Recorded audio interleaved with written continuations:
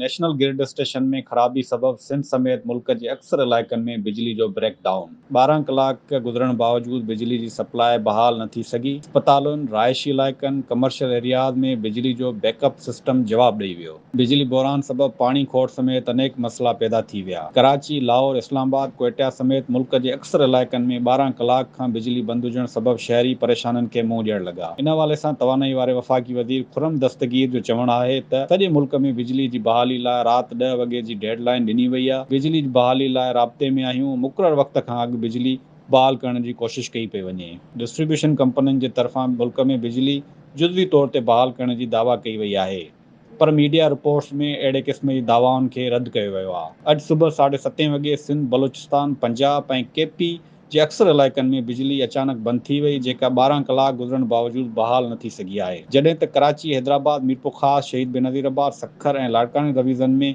7:30 वॻे खां बंदि थियल बिजली अञा ताईं बहाल न थी सघी आहे। पावर डिवीज़न जे ज़रियनि मूजिबि नेशनल ग्रिड जे सिस्टम में फ्रीक्वेंसी घटि थियण सबबि बिजली जो ब्रेकडाउन थियो। ज़रियनि मूजिबि गुडू खां क्वेटा वेंदड़ वॾी ट्रांसमिशन लाइन में ख़राबी सबबि बलूचिस्तान में वॾो ब्रेकडाउन थियो आहे। पावर डिवीज़न जे ज़रियनि इहा बि दावा कई आहे त बिजलीअ जी फ्रीक्वेंसी घटि थियण सबबि केतिरा ई पावर प्लांट ट्रिप थी विया आहिनि। पावर प्लांट बंदि थियण सबबि सिंध, ॾखण पंजाब, सेंट्रल पंजाब में बिजली पिणु बंदि थी आहे।